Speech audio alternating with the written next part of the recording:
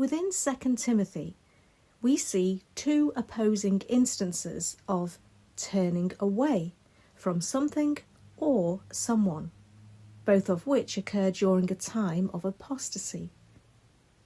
In 2 Timothy chapter 3, we read that from carnal pastors and teachers who love themselves and pleasures more than God, and have a form of godliness, but are denying the power thereof, we are to turn away. From such, turn away. This is part of God's prescription to safeguard the saints during a time of spiritual decline in the land. Turn away from bad pastors, from men whose character and walk is morally and doctrinally compromised, no matter how well esteemed they may be in the churches. Such men seek to creep into houses and lead women captive. Do not let them into your house, either in person or by means of YouTube. These men also resist the truth, as did the magicians of Egypt. The magicians of Egypt could, by their wicked enchantments, turn water into blood. Interestingly, Roman Catholic canon law insists upon a little water being mixed in with the wine of their Eucharistic communion. Is this in order to pave the way for Eucharistic miracles of Satan, for water to be turned into blood once more by occultists in order to deceive multitudes concerning the doctrine of transubstantiation? We are to turn away from false teachers. This doctrine of separation is abundant within the New Testament and is a vital safeguard for the saints in a time of apostasy. Uniting with error and those teaching it in some kind of ecumenical movement is the opposite of what God commands. God commands that we are to separate, avoid, reprove, admonish, reject, turn away. Apostates do not do this. They do the opposite. We see this within the following chapter of 2 Timothy chapter 4. Apostates and compromisers do not turn away from false teachers in the church. They heap such men to themselves. They indeed turn away from something, however, and they shall turn away their ears from the truth, and shall be turned unto fables. The saints are to turn away from false teachers. Apostates turn away from the truth.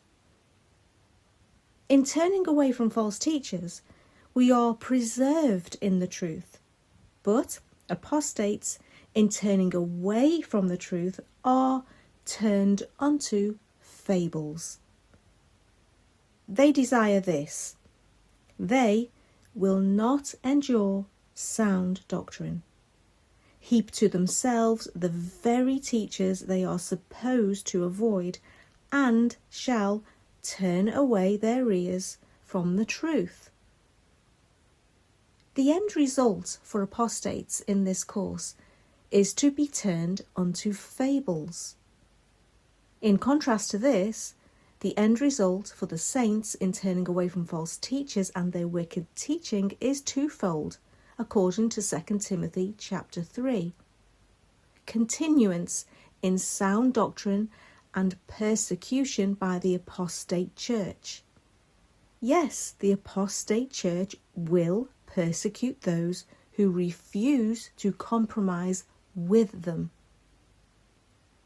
These opposing positions concerning what we turn from is seen in a practical example in the Apostle Paul's ministry. Again from 2 Timothy, this time in chapter 1, we read, "Hold fast the form of sound words, which thou hast heard of me, in faith and love which is in Christ Jesus. This thou knowest, that all they which are in Asia be turned away from me." We are to cleave to the doctrine of Christ, embodied within the Apostle Paul, not turn away from Paul and the revelation of Christ he preached like those in Asia did. What and who do we turn away from? Do we turn away from false teachers and their wicked doctrine, or are we as those who turn away their ears from the truth? Do we know and practice the biblical doctrine of separation from sin and false doctrine? Or are we caught up in ecumenical compromise and carnality? We are to turn away from evil men and their teaching. This is a command by God. Such men are characterized by severe moral corruption, yet find a place ministering within churches during a time of apostasy, having a form of godliness, but denying the power thereof. Let us identify these men and turn away from them, specifically those working satanic miracles that mimic God's miracles, signs and wonders, like the Egyptian magicians did in opposition to Moses. Lying signs and wonders are coming in the power of Satan and embodied within godless men who are reprobate concerning the faith. Let us not be surprised if this prophecy in 2 Timothy reflects a Roman Catholic movement of Eucharistic miracles. Catholics can claim that real blood is manifested in their Eucharist and proved scientifically. This means nothing and does not validate their doctrine of transubstantiation.